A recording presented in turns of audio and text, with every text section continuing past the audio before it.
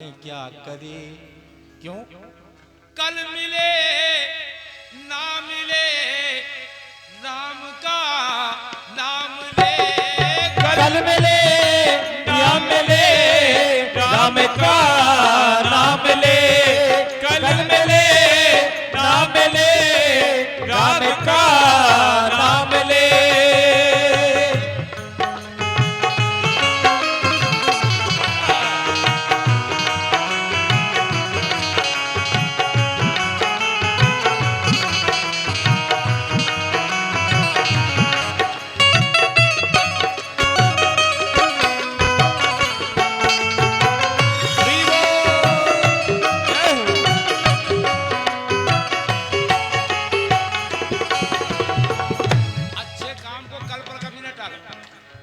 कल तभी तो आएगा जब 24 घंटे निकल जाएंगे, रात निकलेगी, दिन निकलेगा, तभी तो कल आएगा। अरे भरोसा तो नहीं है पल का, एक पल का भरोसा नहीं। पल में प्रलय हो तो पल क्या करे। पल में प्रलय हो तो पल क्या करे। और पल की कला न जाने क्या करे। पल मिले पल मिले पल मिले ना मिले राम का नाम ले। पल मिले ना मिले राम का नाम ले। पल मिले ना मिले राम का नाम ले। जय हो।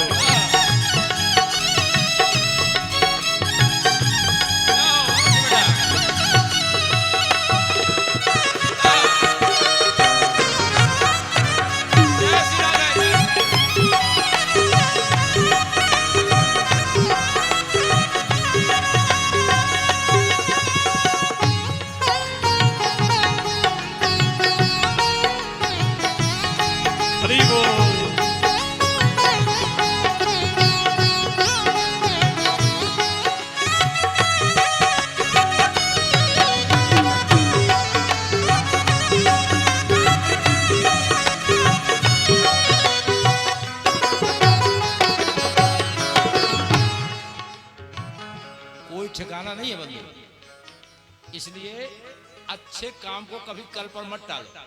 हाँ, आपने कई लोगों को ऐसा सुना होगा, कई लोगों को सुना होगा कि ऐसे अच्छे ब्याह करके 9 बजे तो पड़ी, अब फिर क्या होगा। 9 बजे ब्याह करके पड़ी तो 9:30 बजे तो गोविंदा नमो नमा होगा। सोचत रहे, विचारत रहे, गाड़ी लेने, घोड़ा लेने में डीजल डलाउने, वो पेट्रोल पंप पे खड़ी, वो फट गई है, वो टार फट गो, ये सोचत रहे और 9:30 बजे तो काम ही होगा, हार्ट फेल हो। अब बताओ, अब सोचना विचारना सब व्यर्थ की बात है क्या नहीं। हम और आप कितना भी सोचते रहो है? कुछ कर लेंगे। सोचना विचारना सब व्यर्थ की बात है कि नहीं। सोचते रहे, विचारते रहे, हार्ट फेल हो गया बस। नाहि कश्चित् क्षणमपि जातु तिष्ठति कर्म कृत कार्यात् हि यवसा कर्मे गुणे स्वाभाविके बलात्। मनुष्य की सबसे बड़ी भ्रांति यही है कि वो चिंता ज्यादा करता है और चिंतन करता है। क्योंकि चिंता होती है संसार की और चिंतन होता है परमात्मा। आप संसार में ज्यादा रहेंगे तो चिंता बढ़ेगी और परमात्मा के सानिध्य में ज्यादा रहेंगे तो चिंतन बढ़ेगा।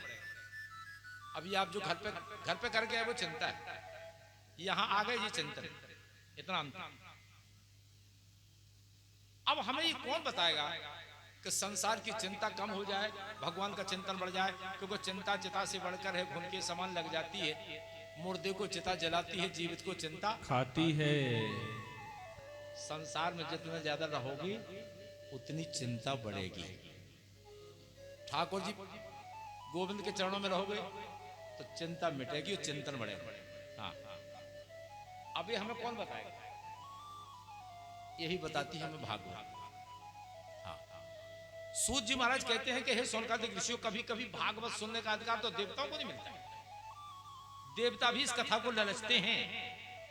जब देवताओं को पता चला तो सुखदेव जी महाराज राजा परीक्षित को कथा रूपी अमृत पिला रहे हैं, भागवत कथा अमृत, कथामृत अमृत पिला रहे हैं। तो कई देवता स्वर्ग से अमृत कलश लेकर आए, बोले महाराज इन्हें मृत्यु का तो डर है, तो ये अमृत इन्हें पिला दो, इनकी मृत्यु होगी नहीं, और इसके बदले में हमें कथा सुना दो, कथा सुना दो। सुखदेव जी ने कहा देवता हो तुम अपना स्वार्थ सिद्ध करने में बड़े माहिर हो, कहां स्वर्ग का अमृत और कहां श्रीमद् भागवत। श्रीमद् भागवत की तुलना तुम स्वर्ग के अमृत से कर रहे हो। अरे तुम्हें पता है कि अमृत पीने वाले तो मरे हैं, अमृत पीने वाले तो मरे हैं, जिनको वरदान मिल गया वो भी मरे हैं। लेकिन देवताओं, जिसने श्रीमद् भागवत कथामृत का पान कर लिया उसकी तो आवागमन के कुचक्कर से छुट्टी हो जाती है। जय हो। संसार में दो ही कष्ट हैं, आने का कष्ट और जाने का कष्ट, जन्म का कष्ट और मृत्यु का कष्ट। आज सुखदेव जी महाराज ने देवताओं को अभक्त समझा, उन्हें कथा नहीं सुनाई। जो आप कथा श्रवण कर रहे हो करेंगे, इस कथामृत से जब देवताओं ने ब्रह्मा जी से शिकायत की तो ब्रह्मा ने श्रीमद् भागवत को तराजू पर तोलने का प्रयास किया। तराजू के एक पलवे पर रखा भागवत को, एक पलवे पर संसार के समस्त साधन रखा। लघुन्यानानि जातानि गौरवेण इदं महत् तदा ऋषिगणा सर्वे विस्मयं परमम् ययो। भागवत का पलड़ा नीचे है, संसार के समस्त साधनों का पलड़ा ऊपर उठा हुआ है। भाई जिसमें भजन होगा वही तो नीचे होगा, जिसमें भजन होगा वही तो नीचे होगा, और जिसमें भजन कम होगा वो नीचे क्यों होगा, वो तो ऊपर उठा हुआ होगा। इसी से तो कहते हैं कि श्रोता वक्ता ज्ञान निधि कथा नाम की गूढ़। पहला नंबर आता है श्रोता का, क्योंकि श्रोता बैठता है नीचे और वक्ता बैठता है ऊपर, और जिसमें भजन होगा वही तो नीचे होगा। जो ऊपर उठा हुआ होगा उसमें भजन होता है। हमारे सभी कथा के श्रोता जितना विद्वान उतना मैं नहीं जानता, मैं उतना जानकार नहीं हूं। श्रोता वक्ता से ज्यादा विद्वान होता है, बुद्धिमान होता है, और आप सभी विद्वान श्रोता हैं। भगवान श्री कृष्ण कथा के रसिक श्रद्धालु आत्मीय जन हैं।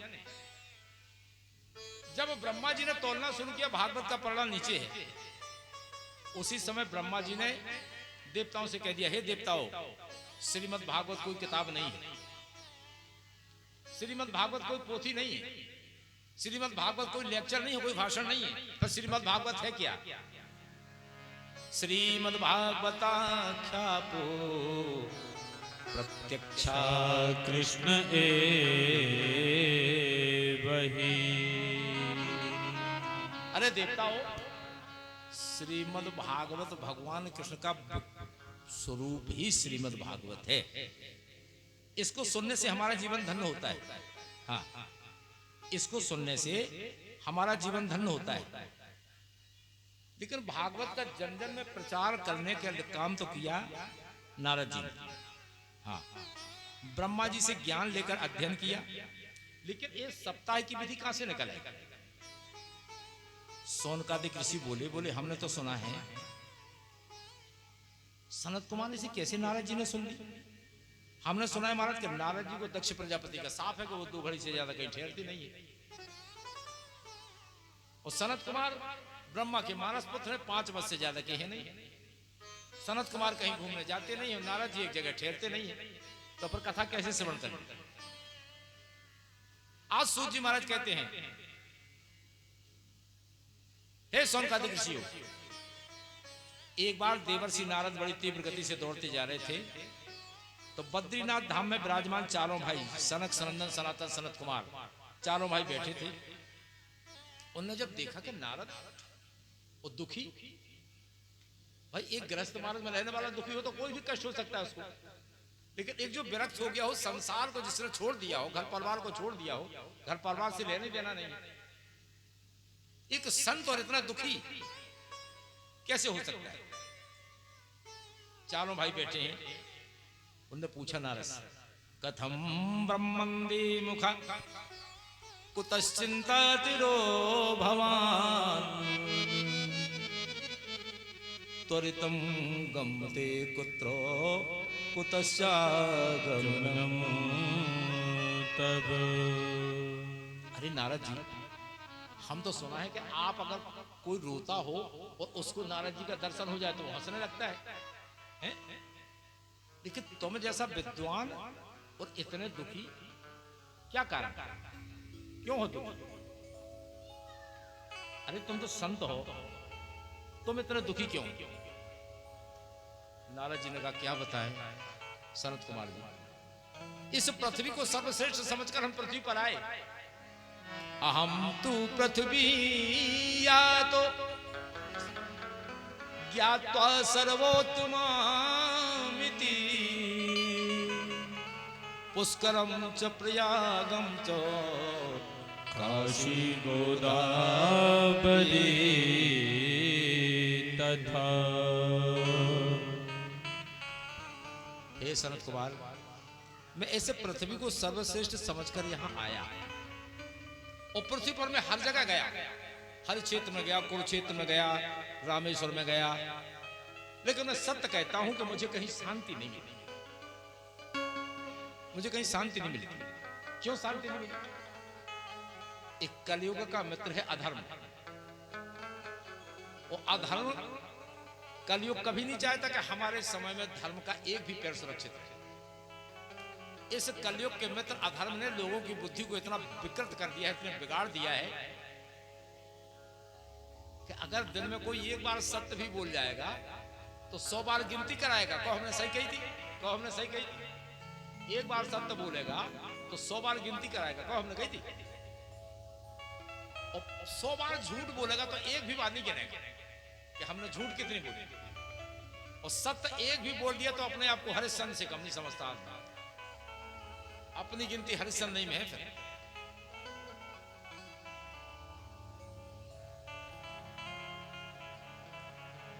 ये अधर्म जो है कलयुग का मित्र, उसने लोगों की बुद्धि को इतना बिगाड़ दिया है।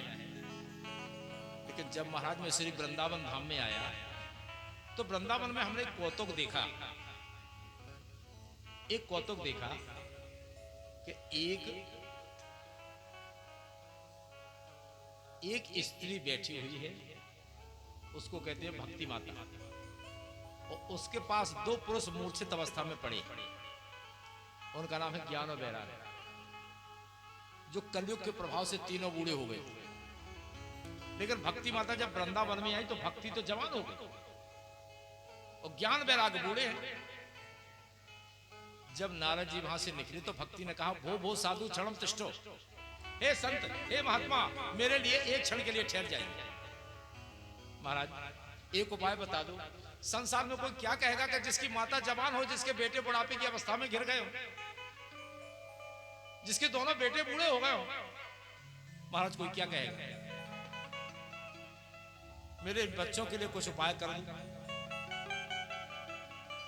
उन बालकों का बुढ़ापा दूर करने के लिए नारद जी ने अनेक उपाय किए, अनेक प्रयास किया, वेद वेदांत का पाठ किया, लेकिन जब कोई असर नहीं हुआ तो एक आकाशवाणी हुई कि नारद, तुम ज्ञान वैराग का बुढ़ापा दूर करके भक्ति के कष्ट की निवृत्ति करना चाहते हो तो सत्कर्म करो। अब आकाशवाणी सुनकर महाराज में आप लोगों की शरण में आए होंगे, मुझे ये बता दो, ये सत्कर्म क्या है, हमें करना क्या है, सत्कर्म क्या है? आकाशवाणी ने कहा कि सत्कर्म करो, तो हम क्या करें? मुझे समझ में नहीं आया। सनक सनंदन सनातन सनत कुमार चारों भाई बैठे हैं, चारों भाइयों ने कहा कि नारद, सत्कर्म सूच को नूनम ज्ञान यज्ञ स्मृतो बुधे श्रीमद्भागवतालापः सतु गीता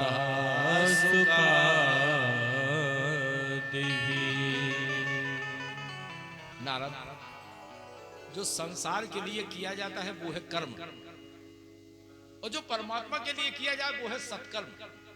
सत्कर्म सूचको नूनम ज्ञान यज्ञ स्मृतो बुधे। देखो नारद, ज्ञान वैराग्य को बुढ़ापा दूर करने का और भक्ति के मन की कष्ट की निवृत्ति करने का अगर कोई सर्वोत्तम साधन है तो वो साधन है श्रीमद् भागवत ज्ञान यज्ञ। श्रीमद् भागवत ज्ञान यज्ञ सप्ताह प्रवचन। नारद ने कहा लेकिन भागवत मैंने तो वेद वेदांत का पाठ किया है, जब उससे कुछ असर नहीं हुआ तो भागवत से क्या होगा? भागवत से क्या हो जाएगा? सनत कुमार ने कहा बस यही तो बात।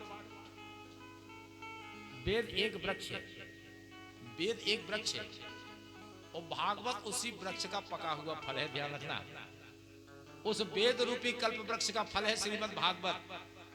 तो जो फल, जो स्वाद फल में होता है वो स्वाद वृक्ष में होता है? जो स्वाद फल में होगा वो वृक्ष में नहीं होगा। हालांकि वृक्ष की जड़ से ही रस जाता है, फल में, फूल में, पत्तों में, वृक्ष की जड़ से ही तो रस जाएगा। लेकिन जो स्वाद फल में है वो स्वाद वृक्ष में नहीं है, पेड़ में नहीं है।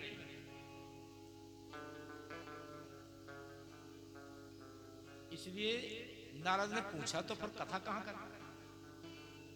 सनत कुमार बोले देखो ऐसा है कि हम हैं बद्रीनाथ में और भक्ति माता है वृंदावन में। उनसे कहो कि वो भी चल कर आए, हम भी चलते हैं, जहां मिलन हो जाएगा वही कथा हो जाएगी। तो भक्ति माता चली वृंदावन से, सनत कुमार जी चले बद्रीनाथ से। इनका मिलन कहाँ हुआ? हरिद्वार में, क्योंकि हरिद्वार से जितना वृंदावन है उतने बद्रीनाथ। हरिद्वार में मिलन हुआ। अब हरिद्वार में चारों भाई भागवत की कथा कहने के लिए आसीन हो गए, विराजमान हो गए। भाई क्या है ना, हम लोग अगर गृहस्थ मार्ग में रहने वाली कथा कराते हैं तो साथ में पत्नी को भी बिठाते हैं कथा सुनने के लिए। और पत्नी को बिठाने से एक शिक्षा और मिलती है, हमारे घर परिवार के संस्कार पत्नी से ही बनते हैं, इसलिए बिठाते हैं पास में। लेकिन अब जब गृहस्थ मार्ग में रहने वाले हैं तो पत्नी को बिठाएंगे, और बाबा जी कथा कराए तो कहां से लाएंगे? बाबा जी कथा कराएं। अब नारद जी कथा करा रहे हैं तो नारद जी बैठ गए कथा के श्रोता बन के, बैठ गए। जब श्रोता बन के नारद जी बैठे, आगे 3 आसन बिछा दिए, भक्ति ज्ञान वैराग्य के लिए आओ, हम आपके लिए कथा कर रहे हैं। भक्ति माता आ रही हैं, हम आपके लिए कथा कर रहे हैं। नारद जी मुख्य श्रोता के रूप में बैठे, कथा प्रारंभ हो रही है। जब धीरे धीरे पता चला तो हजारों संतों की भीड़ लगने लगी। क्यों? सनत कुमार जी कथा कर रहे हैं, नारद जी कथा करा रहे हैं। संत महात्मा मुनीन्द्र सब लोग कथा में आने लगे। ऐसा वातावरण बन गया, ज्ञान वैराग्य आ गए, लेकिन किसी को दिखाई नहीं दे रही।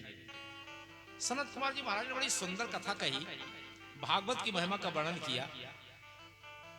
क्योंकि हमारा शास्त्र कहता है कि अपने शास्त्रों पर और अपने पूर्वजों पर, अपने शास्त्रों पर, अपने पूर्वजों पर कभी शंका नहीं करना चाहिए। शंका नहीं करना चाहिए। शास्त्र और पूर्वज, कभी शास्त्र पर शंका नहीं करोगे, सुजाने हतो क्या नहीं हतो। पूर्वज तुमने देखे नहीं है, सोचो कि हमारे बब्बा के बजाने हटे क्या नहीं हते। शास्त्र पर और पूर्वजों पर कभी संशय नहीं करना चाहिए। हाँ, सनत कुमार जी कथा कर रहे हैं, भक्ति माता अपने पुत्रों के साथ आग तो गई, लेकिन दिखाई नहीं दे रही किसी। उस समय नारद जी ने सनत कुमार से एक बड़ी अच्छी बात पूछी। बोले महाराज, अगर कोई भक्त व्यक्ति भागवत की कथा सुनकर मुक्ति को प्राप्त कर ले तब तो कोई आश्चर्य की बात नहीं है। अगर कोई ज्ञानी पुरुष भागवत की कथा सुनकर मुक्ति को प्राप्त कर ले तो भी कोई आश्चर्य की बात नहीं। महाराज एक बात बताओ, क्या किसी पापी व्यक्ति को भागवत की कथा सुनकर मुक्ति मिल सकती है क्या? जिसने पाप कर्म किया हो उसको भागवत से कुछ मिल सकता है? उस समय सनत कुमारों ने बड़ी सुंदर बात कही, हे नारद,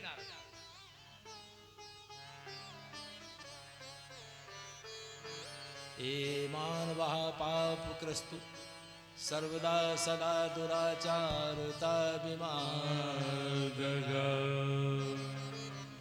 क्रोधाग्निदग्धा कुटिलस्य कामिनः सप्ताहयज्ञेन कलो पुरर्तिते। ए मानवा पापकृस्तु सर्वदा सदा दुराचारता विमार्गगः क्रोधाग्निदग्धा कुटिलस्य कामिनः सप्ताहयज्ञेन येन कलो पुरर्तिते।